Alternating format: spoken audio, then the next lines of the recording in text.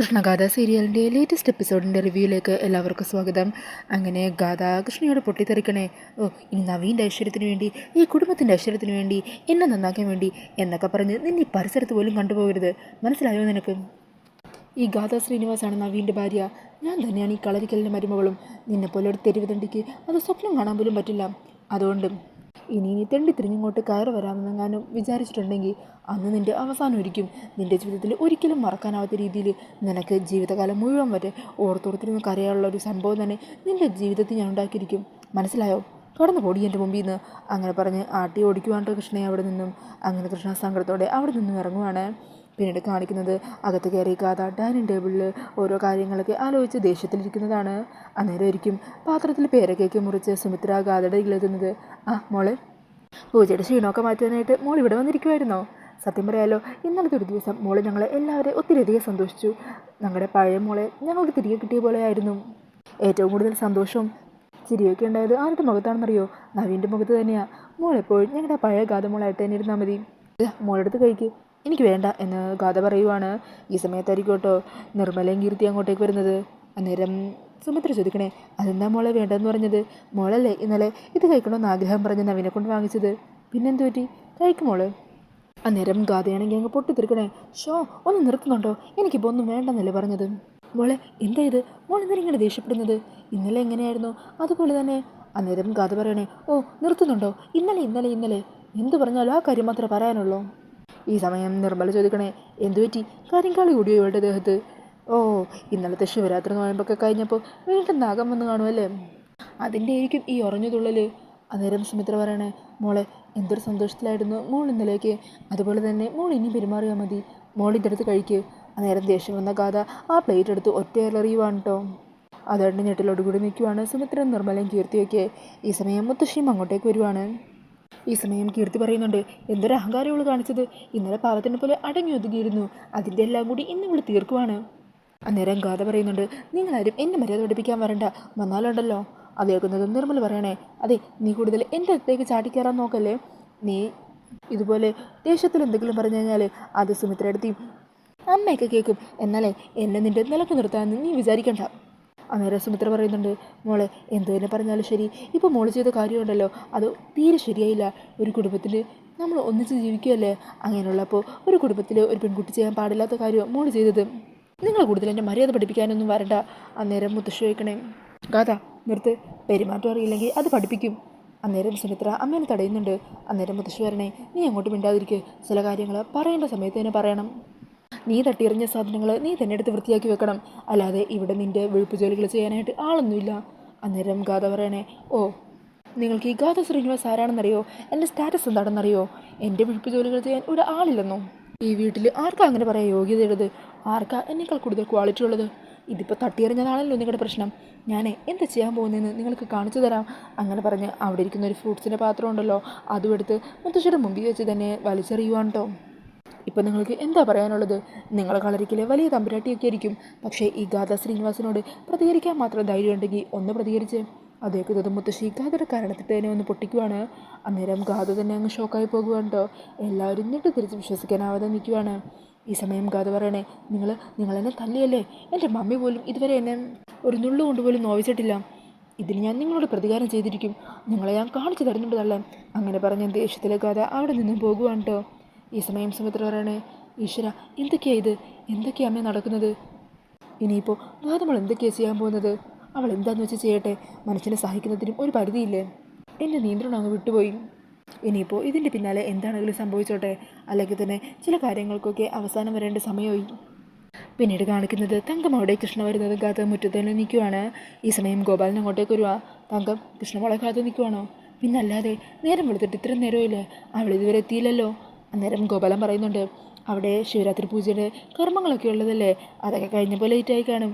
കൃഷ്ണമോളിങ് വന്നോളുന്നേ, പൂജകളൊന്നും പൂർത്തിയാകാതെ വരാൻ പറ്റില്ലല്ലോ. അന്നേരം തങ്കം ചോദിക്കണേ, അവളെന്താ ബലിമൃഗമോ വല്ലതുമാണോ? എല്ലാവർക്കും ആവശ്യമുള്ളപ്പോൾ അവൾ വേണം, അത് കഴിഞ്ഞാൽ പട്ടിയെ പോലെ ഇറക്കി വിടുകയല്ലേ ചെയ്യുന്നത്? എല്ലാവരും കൂടി എൻ്റെ മോളെ അങ്ങ് കൊന്നുകളയുമോ? ഈ സമയത്തായിരിക്കോട്ടോ കൃഷ്ണ അങ്ങോട്ടേക്ക് വരുന്നത്. അതാണുമ്പോൾ ഗോപാലൻ പറയണേ, ദേ കൃഷ്ണമോള് വന്നല്ലോ. അന്നേരം കൃഷ്ണയെ കണ്ടിട്ടും തങ്കം വലിയ മൈൻഡ് ചെയ്യാത്ത പോലെ തിരിഞ്ഞു നിൽക്കുവാണ് കേട്ടോ. ഈ സമയം കൃഷ്ണ വന്നിട്ട് ചോദിക്കണേ, എന്തു പറ്റി? അമ്മ എന്നോട് പിണങ്ങിയോ? ഞാൻ ഇന്നലെ തന്നെ അമ്മയോട് പറഞ്ഞതല്ലേ, അവിടുത്തെ മുത്തശ്ശി എന്നോട് കാല് പിടിക്കുന്നത് പോലെ അപേക്ഷിച്ചത് കാരണമല്ലേ ഞാൻ പൂജ ചെയ്യാമെന്ന് സമ്മതിച്ചത്. പൂജകളെല്ലാം അതോടെ തന്നെ ഭംഗിയായിട്ട് ഞാൻ ചെയ്തു കൊടുത്തിട്ടുണ്ട്. ഇനി ഇതുപോലെ ഒന്നും പറഞ്ഞ് എന്നെ വിളിക്കരുതെന്ന് പറയുകയും ചെയ്തിട്ടുണ്ട്. അന്നേരം തങ്കം പറയണേ, ഇപ്പം ഇങ്ങനെയൊക്കെ പറയും, ഇനിയും അവരെന്തെങ്കിലും പറഞ്ഞ് വിളിച്ചാലേ കാരണം കണ്ടെത്തി നീ അവിടെ പോവുകയും ചെയ്യും, അവർക്ക് ആവശ്യമുള്ളതൊക്കെ ചെയ്തു കൊടുക്കുകയും ചെയ്യും. അന്നേരം കൃഷ്ണ പറയണേ, പെട്ടുപോയില്ലേ അമ്മേ, ഒന്നുമില്ലെങ്കിലും നമ്മളെല്ലാവരും ചേർന്ന് പാവം നവീനെ പറ്റിക്കുകയല്ലേ ചെയ്തത്. അപ്പോൾ നവീനോടുള്ള ആ ഒരു കടംവീട്ടിൽ കൂടിയാണ് ഇതിലൂടെയൊക്കെ ഞാൻ ചെയ്യുന്നത്. ഓ, ഇത് ഞാൻ കേട്ട് മടുത്തു. ഓരോരുത്തരോട് നിനക്ക് കടമാണല്ലോ ഉള്ളത്. സീതാരാമേടത്തെ കാണുമ്പോൾ അവിടെ ഒരു കടം, മുത്തശ്ശിയെ കാണുമ്പോൾ അവിടെ ഒരു കടം. നിനക്കറിയോ, ഇന്നലെ രാത്രി ഞാൻ ഒരു പോളെ കണ്ണടിച്ചില്ല. അല്ലെങ്കിലും അമ്മ ശിവരാത്രി നോയമ്പുള്ള ദിവസം കണ്ണടക്കാറില്ലല്ലോ. അതല്ല ഞാൻ പറഞ്ഞത്, നിന്റെ കാര്യം ആലോചിച്ചിട്ട് എനിക്കൊരു സ്വസ്ഥതയില്ലാഞ്ഞു എന്നാണ് പറഞ്ഞത്. ഈ സമയം ഗോപാലൻ പറയണേ, അതെ മതി, ഇനി രണ്ടുപേരും ഇതിൻ്റെ കാര്യം പറഞ്ഞ് ഒന്നും രണ്ടുമായിട്ട് പറയണ്ട. മോൾ അമ്മയും കുട്ടി അകത്തേക്ക് കയറിച്ചില്ലേ, എന്നിട്ട് അമ്മയോട് ഇന്നലെ അവിടെ നടന്ന പൂജകളെയും മറ്റു കർമ്മങ്ങളെയൊക്കെ കുറിച്ച് വിശദമായിട്ട് പറഞ്ഞു കൊടുക്ക്. അന്നേരം തങ്കം പറയണേ, ഓ എനിക്കതൊന്നും കേൾക്കണ്ട. ഈ സമയം ഗോപാലൻ പറയണേ, അതെ എന്താണെങ്കിലും ഞാൻ നിങ്ങളോട് ഒരു കാര്യം പറയാം. നവീൻ്റെ ജീവിതത്തിൽ നടക്കുന്ന ഒരു കാര്യങ്ങൾ പോലും ചെയ്യാനായിട്ട് ഗാഥയെ കൊണ്ട് കഴിഞ്ഞിട്ടില്ല. എല്ലാ കാര്യങ്ങളും കൃത്യസമയത്ത് തന്നെ അവിടെ എത്തി മോളാ ചെയ്യുന്നത്. മോളെ ആ സമയത്ത് ഭഗവാന്മാർ അവിടെ എത്തിക്കുന്നുണ്ട്. അതിൽ നിന്നും എന്താ മനസ്സിലാക്കേണ്ടത്? മോളുടെ കഴുത്തിൽ ഈ താലി നവീനെ കൊണ്ട് കെട്ടിച്ചത് ആ ഭഗവാനാണ്. അതേ ഭഗവാൻ തന്നെ അവസാനം നിങ്ങളെ ഒന്ന് ചേർക്കുകയും ചെയ്യും. അതിൻ്റെ സൂചനകളാണ് ഈ കാണുന്നതൊക്കെ. അത് കേട്ടിട്ട് തങ്കം പറയണേ, അല്ലെങ്കിലും ഒന്നും നടക്കാതാവുമ്പോൾ എന്നെ ആശ്വസിപ്പിക്കാൻ വേണ്ടി ഇതുപോലെ ഓരോന്ന് പൊക്കി പിടിച്ചുകൊണ്ട് വരും, അല്ലാതെ എന്താ ഇതൊക്കെ? അന്നേരം കൃഷ്ണ പറയുന്നുണ്ട്, നീ ഗോപാലമ്മ വെറുതെ ആവശ്യമില്ലാത്ത ഓരോ കാര്യങ്ങളൊക്കെ പറഞ്ഞ് എൻ്റെ അമ്മയുടെ മനസ്സിൽ ആവശ്യമില്ലാത്ത പ്രതീക്ഷകളൊന്നും വളർത്തിയെടുക്കല്ലേ. എൻ്റെ പാവ അമ്മയെ ഇങ്ങനെ വിഷമിപ്പിക്കരുത് കേട്ടോ. അമ്മ വന്നേ, എന്തെങ്കിലും കഴിഞ്ഞത് കഴിഞ്ഞില്ലേ. ശിവരാത്രി ദിവസമായിട്ട് നല്ലൊരു കാര്യം ചെയ്യാൻ പറ്റിയില്ലെങ്കിൽ എൻ്റെ മനസ്സിൽ അതിൻ്റെ സന്തോഷമുണ്ട്. അമ്മ വരുന്നെങ്കിൽ വാ. അങ്ങനെ പറഞ്ഞ് കൃഷ്ണ അകത്തേക്ക് കയറി പോകുവാണ് കേട്ടോ. ഈ സമയം ഗോപാലൻ പറയണേ, തങ്കം ഞാൻ പറഞ്ഞത് വെറുതെയല്ല, അധികം വൈകാതെ തന്നെ ഇത് സംഭവിക്കുക തന്നെ ചെയ്യും. എനിക്ക് ഉറപ്പുണ്ടാ കാര്യത്തിൽ. ഒന്നിച്ചു ചേരാനുള്ളത് കൃഷ്ണയും നവീനും തമ്മിലാണ്. അതുകൊണ്ട് ദൈവം നമ്മളെ അത് കാണിച്ചു തരികയും ചെയ്യും. പിന്നീട് കാണിക്കുന്നത് സുനന്ദ അടുക്കളയിൽ ജോലി ചെയ്തുകൊണ്ടിരിക്കുന്നതാണ്. ഈ സമയം ഡ്രസ്സൊക്കെ മാറിയിട്ട് കൃഷ്ണ അങ്ങോട്ടേക്ക് വരിക. അന്നേരം കൃഷ്ണയെ കാണുന്നതും സുനന്ദ നോക്കിയിട്ട് പറയണേ, ആഹാ എത്തിയോ? അങ്ങനെ പറഞ്ഞ് കൃഷ്ണയെ തന്നെ നോക്കുവാണ്. അത് കാണുമ്പോൾ കൃഷ്ണ ചോദിക്കണേ, എന്തിനാ ഇങ്ങനെ നോക്കണേ? ഏയ് ഒന്നുമില്ല, ക്ഷീണം വല്ലതുണ്ടോ എന്ന് നോക്കിയതാ. ഇന്നലെ രാത്രി മുഴുവൻ അവിടെ ഇരുന്ന് പൂജ ചെയ്യുമായിരുന്നല്ലോ. ഒരു ക്ഷീണവും ഇല്ല. അല്ലെങ്കിലും ദൈവത്തിൻ്റെ കാര്യത്തിന് വേണ്ടിയിട്ടല്ലേ. അപ്പം പിന്നെ മനസ്സ് ശരീരം തളരില്ലല്ലോ. അത് കേൾക്കുന്നത് സുനന്ദ ചോദിക്കണേ, ഏത് ദൈവത്തിൻ്റെ കാര്യമാണ് പറയുന്നത്? സാക്ഷാൽ ദൈവത്തിൻ്റെ കാര്യമാണോ അതോ നവീൻ്റെ കാര്യമാണോ? ദേ സുനന്ദ ചേച്ചി കുറച്ച് കൂടുന്നുണ്ട്. ഇന്നലെ പാർക്കിൽ വെച്ച് നടന്നതും നവീൻ കൃഷ്ണമോളെടുത്ത് പൊക്കിയ കാര്യമൊക്കെ ഗോപാലേട്ടൻ വന്ന് പറഞ്ഞു. അത് പിന്നെ ഞാനെന്ത് ചെയ്യാനാ, നവീൻ അവിടെ എത്തുമെന്ന് എനിക്കറിയില്ലായിരുന്നല്ലോ.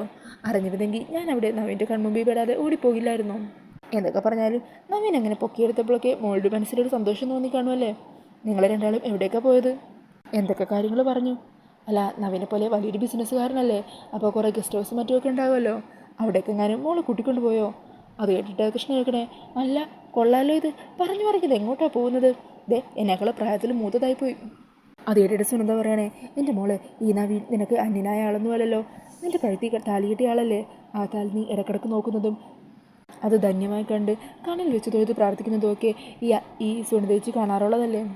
നവീൻ എന്തെങ്കിലും ചെറിയൊരു അപകടം പറ്റിയാൽ നിനക്കിത് താങ്ങാനാവുമോ? ഒരു ചെറിയ മുറിവ് വന്നാൽ പോലും നിനക്കത് സഹിക്കാൻ പറ്റില്ലല്ലോ. നിൻ്റെ മനസ്സിൽ അത്രയധികം നവീൻ നിറഞ്ഞു നിൽക്കുവാണ്. അങ്ങനെ അത്ര അധികമായിട്ട് സ്നേഹിക്കുന്ന നിങ്ങൾക്ക് വേണ്ടി മാറ്റിവെച്ചൊരു ദിവസമായിരുന്നു ഇന്നലത്തത്. അന്നേരം കൃഷ്ണ പറയണേ, സുനന്ദേച്ചി ഇന്നലെ അങ്ങനെയൊക്കെ നടന്നെങ്കിലും അതൊന്നും ആസ്വദിക്കാൻ പറ്റിയ മാനസികാവസ്ഥയിലായിരുന്നില്ല ഞാൻ. ടെൻഷനിൽ പേടിച്ച് ഭയന്നാണ് അവിടെ നിന്നത്.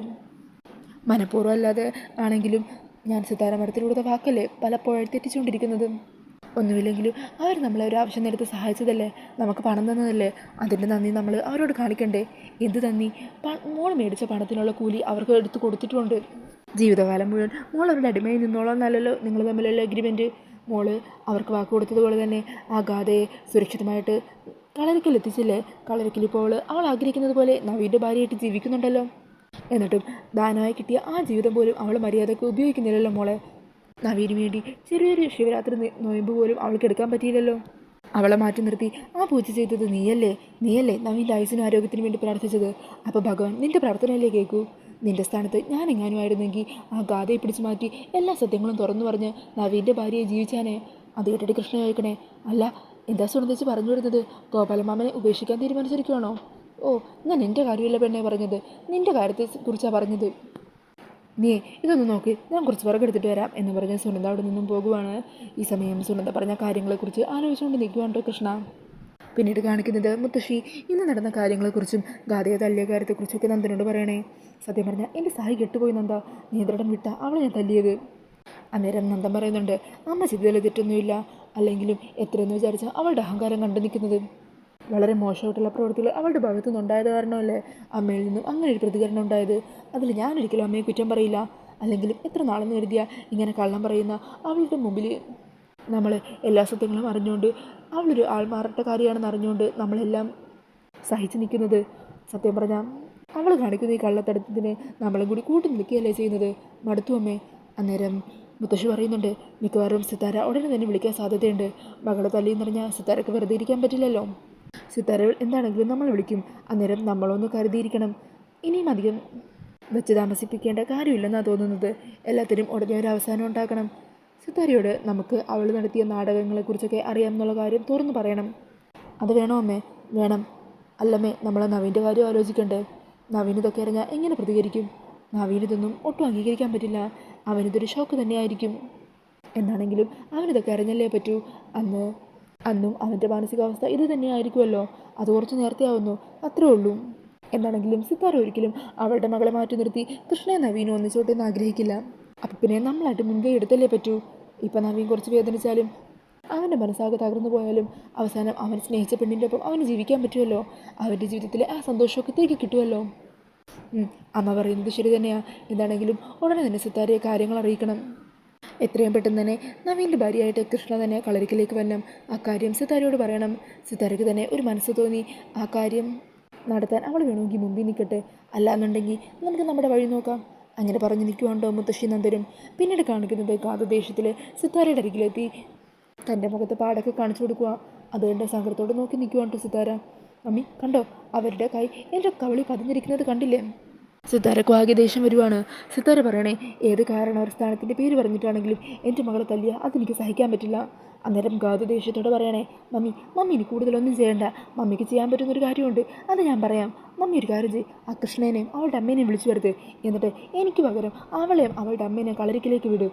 അവൾ തന്നെ നവീൻ്റെ ഭാര്യയായിട്ടോട് ജീവിക്കട്ടെ. മോളെ, നീ എന്താ ഇങ്ങനെയൊക്കെ പറയുന്നത്? പിന്നെ ഞാൻ എങ്ങനെയാണ് പറയേണ്ടത്? ഇന്നലെ മമ്മിയല്ലേ അവളെ കൊണ്ട് ശിവരാത്രി നോയമ്പെടുക്കാൻ സമ്മതിപ്പിച്ചത്. മമ്മി മോൾക്ക് കൂട്ടി നിൽക്കുമായിരുന്നില്ലേ? ഇന്നലെ അവളോട് ഇരുന്ന് പൂജ ചെയ്യുമ്പോൾ ഞാനിവിടെ കൊതുകരിയും കൊണ്ട് വീടിൻ്റെ പുറകിൽ ആരും കാണാതെ മറഞ്ഞു നിൽക്കുമായിരുന്നു. അതിനെല്ലാം കാരണം മമ്മി തന്നെയല്ലേ. ഇന്നലെ അവൾ എങ്ങനെയാണ് നവീൻ്റെ മുമ്പിലെത്തിയെന്ന് മമ്മി ചോദിച്ചല്ലോ. അപ്പോൾ അവൾ എന്തോ കള്ളക്കഥകളൊക്കെ പറഞ്ഞ് മമ്മി വിശ്വസിപ്പിച്ചു. അവൾക്ക് അവിടെ നിന്ന് പോകാനുള്ള ഉദ്ദേശമൊന്നുമില്ല മമ്മി. അവളെ നവീൻ്റെ വീട്ടിലെ സുഖ സൗകര്യങ്ങളും അവിടെ നിന്ന് കിട്ടുന്ന ആ പരിഗണനയിലൊക്കെ അങ്ങ് ഭ്രമിച്ചു പോയി. തെരുവിൽ അലഞ്ഞു തിരിഞ്ഞ് നടക്കുന്ന പട്ടിക്കുട്ടികൾ നല്ല ഭക്ഷണമൊക്കെ കിട്ടുന്ന സ്ഥലം കണ്ട അതിൽ ആർത്തി പിടിച്ച് പുറകെ നടക്കില്ലേ, അതുപോലെ തന്നെ അവളും. അന്നേരം സിത്താര പറയണേ, മോളെ നീ മമ്മി വല്ലാതെ തെറ്റിദ്ധരിച്ചിരിക്കുവാണ്. എനിക്ക് നിൻ്റെ കാര്യമല്ലാതെ വലുതായിട്ട് മറ്റാരുടെയും കാര്യമില്ല. എനിക്ക് സരസ്വതിയമ്മയെ വിളിക്കണം. നിൻ്റെ കാരണത്തടിച്ചതിന് എനിക്ക് അവരോട് ചോദിക്കണം. അന്നേരം ഗാഥ പറയുന്നുണ്ട്, അത് ആദ്യം അവിടെ നിൽക്കട്ടെ. ആദ്യം വിളിച്ചു വരുത്തേണ്ടത് ആ കൃഷ്ണേനെയാണ്. എന്നിട്ട് അവളോടും അവളുടെ അമ്മയോടും ഈ നാട് വിട്ട് എങ്ങോട്ടെങ്കിലും പോകാൻ പറയണം. മമ്മിക്കത് പറയാൻ പറ്റില്ല എന്നാണെങ്കിൽ ഞാനൊരു കാര്യം തീരുമാനിച്ചിട്ടുണ്ട്. ഞാൻ നിന്നേക്കുമായിട്ട് ഇവിടുന്ന് പോകും. മമ്മിയതുകൊണ്ട് ആലോചിച്ച് തീരുമാനിക്കും. ഒന്നെങ്കിൽ അവൾ, അല്ലെങ്കിൽ ഞാൻ. അങ്ങനെ പറഞ്ഞ ഗാഥദേശത്തിൽ അകത്തേക്ക് കയറി പോകുവാൻ കേട്ടോ. ഈ സമയം സിത്താര സിനിയോട് പറയണേണ്, സിനി എത്രയും പെട്ടെന്ന് കൃഷ്ണയെ വിളിക്ക്, ഇങ്ങോട്ടേക്ക് വരാൻ പറ. മാഡം, ഗാഥ മാഡം പറഞ്ഞ കാര്യം പറയാൻ വേണ്ടിയിട്ടാണോ കൃഷ്ണയെ ഇപ്പോൾ വിളിപ്പിക്കുന്നത്? അല്ലാതെ പിന്നെ ഞാൻ എന്ത് ചെയ്യാനാ? എനിക്ക് ഏറ്റവും വലുത് എൻ്റെ മോള് തന്നെയാണ്. അങ്ങനെ ആ ഒരു സീനൊക്കെ കാണിച്ചിട്ടാണ് കേട്ടോ എപ്പിസോഡ് തീരുന്നത്. പിന്നീട് പ്രമോയിൽ കാണിക്കുന്നത് സിത്താര പറഞ്ഞതനുസരിച്ച് സിനി കൃഷ്ണയുടെ ഫോണിലേക്ക് വിളിക്കുക. കൃഷ്ണ, സിത്താര മാഡത്തിന് എത്രയും പെട്ടെന്ന് തന്നെ കൃഷ്ണയെ കാണണമെന്നാണ് പറഞ്ഞിരിക്കുന്നത്. ഇങ്ങോട്ട് തന്നെ വരണമെന്ന് പറഞ്ഞു. ഞാൻ വരാം. എപ്പോൾ വരും? ഞാനിപ്പോൾ തന്നെ വരാം. അങ്ങനെ പറഞ്ഞ കൃഷ്ണ കോള് കട്ട് ചെയ്യുവാണ്. അങ്ങനെ കൃഷ്ണ പറഞ്ഞതുപോലെ തന്നെ സിത്താരയെ കാണാനായിട്ട് വീട്ടിലെത്തിയിരിക്കുവാണ് കേട്ടോ. ഈ സമയം വീട്ടിലെത്തിയ സിത്താര കൃഷ്ണയെ കാണുന്നതും സങ്കടത്തോടു കൂടിയാണെങ്കിലും ഗാഥ സിത്താരയോട് ആവശ്യപ്പെട്ട ആ കാര്യം കൃഷ്ണയോട് പറയുവാണ്.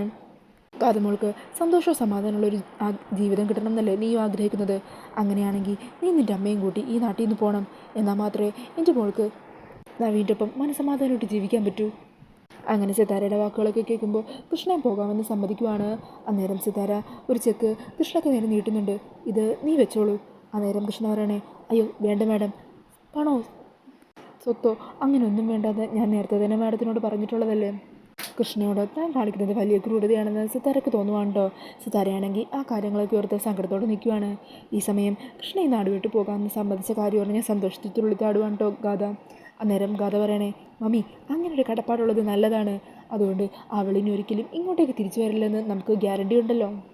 അങ്ങനെ ഗാഥ സന്തോഷിക്കുന്നുണ്ടെങ്കിലും സിത്താരയുടെ മനസ്സിൽ എന്തോ വല്ലാത്തൊരു നീറ്റൽ തോന്നുവാണ് കേട്ടോ. അങ്ങനെ സങ്കടത്തോടെ നിൽക്കുന്ന സിത്താരനെയാണ് ആ പ്രമോയിൽ കാണിക്കുന്നത്. അപ്പോൾ ഈ ഒരു റിവ്യൂ ഇഷ്ടമാണെങ്കിൽ മറക്കാതെ വീഡിയോ ഒന്ന് ലൈക്ക് ചെയ്യണേ. ഇതുപോലുള്ള കൂടുതൽ റിവ്യൂസിനായിട്ട് ഈ ചാനലൊന്ന് സബ്സ്ക്രൈബ് ചെയ്തും കൂടി സപ്പോർട്ട് ചെയ്യണേ. താങ്ക്